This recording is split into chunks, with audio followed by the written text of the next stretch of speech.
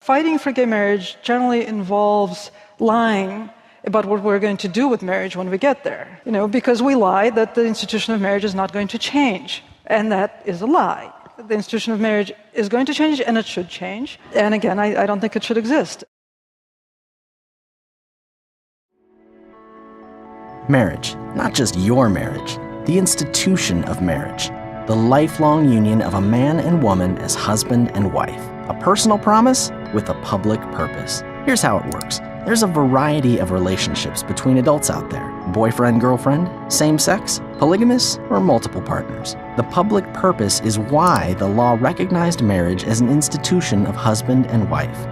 It sends a social message about the importance of a dad and mom. Though a husband and wife will not always have children, that doesn't change marriage, or the profound implications on society from those who do have children. Only a mother and father can uniquely provide children with separate, distinct, and irreplaceable parenting gifts.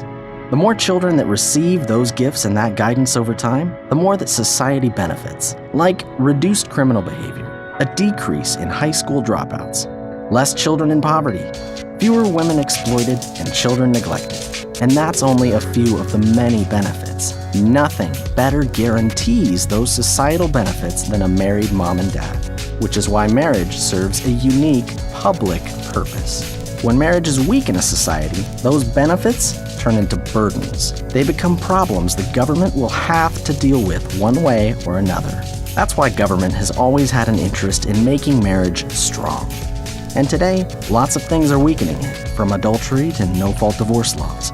But the latest challenge is from same-sex activists, who seek to redefine the very institution, which will send a new message, making dad and mom an option, undermining the needs and benefits marriage was designed to give society. And if marriage is redefined, why shouldn't other options be included? Polyamory, it's called, in which multiple lovers live together openly under one roof. A woman and two men. No one knows exactly how many polygamists live in this country. A husband, 3 wives, and 18 children. The head of this plural household? Meet Michael Colley. We would like to start having the debate nationally about polygamy. Same-sex activists tell us, ending the exclusion from marriage would strengthen families and would take nothing away from anyone else. Except it hasn't in places where it's already been tried, like Scandinavia, Spain, or Canada, where redefining marriage did nothing to improve falling numbers of people getting married and having children. Redefining marriage did not strengthen marriage in society. But this isn't just about redefining marriage. It's about reordering society and culture. Because we lie that the institution of marriage is not going to change. And that is a lie. The institution of marriage is going to change, and it should change. And again, I don't think it should exist. We're talking about a new bill that's now making its way through our state legislature. It would allow judges to legally recognize more than 2 parents for a child. But what about children who have more than one set of parents? Well, my husband and I are co-parenting our 2 daughters with a lesbian couple. I'm the biological father for both kids, and one of the moms is the biological mother for both daughters. A Valley man pregnant, delivering 3 children.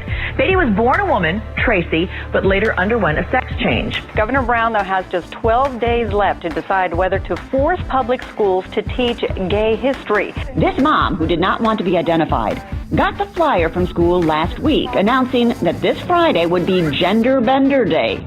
Boys dress up like girls, girls dress up like boys. Gallaudet University has placed its chief diversity officer on paid leave because she signed a petition that gave Maryland voters a say on same-sex marriage. As you see there, that is Phyllis Burgess, the woman that we've just identified, and she walked there holding, as you can see, a large cross.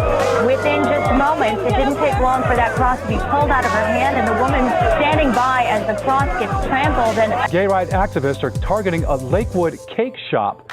Tom, protesters would like to see this cake shop behind me boycotted completely. Phillips says he takes every cake personally and won't make a cake for an event he doesn't believe should even exist. Atlanta pastor Louis Giglia, tapped to give the benediction at the president's second inaugural, is now pulling out of the festivity because of a firestorm over his mid-1990s sermon on homosexuality. Well, a same-sex couple decides to give their 11-year-old son hormone blockers. They want to give him more time to decide if he wants to be a boy or if he wants to be a girl. The decision to allow a 45-year-old transgender student to use the women's locker room has upset many parents and faith-based groups in Washington. Now, the student, who identifies as a woman but has male genitalia, is being allowed to use a locker room shared by females at Evergreen College, as well as the high school girls swim team and the Children's Swim Academy. Redefining marriage, reinterpreting history, reinventing gender, and rewriting freedom. That's why Alliance Defending Freedom has been on the front lines of this issue with our allies. Because for those who wish to change marriage, their purpose has always been about changing society. We have to change the minds. We can't expect any one group to be better on our issues than any other group. We live in a homophobic society. And you know what, the benefits issue is one thing, but that happens relatively in private. That's your relationship to your government.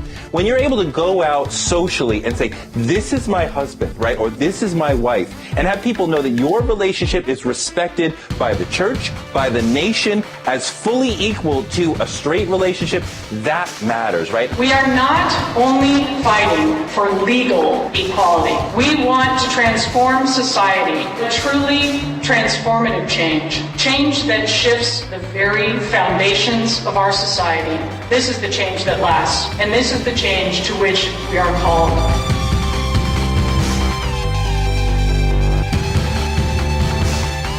Society turns on the outcome of this debate. A debate not about your marriage, but about the purpose for marriage in society. Whether it is upheld as a model for more married moms and dads, or becomes a megaphone for more same-sex activism. The foundations of society are being shaken. Future generations will never hear that a mom and dad matter when having a mom and a dad are merely presented as optional. Redefining marriage undermines society. But strong marriages shelter everything. That's why we work to strengthen and protect marriage. Because marriage strengthens and protects us.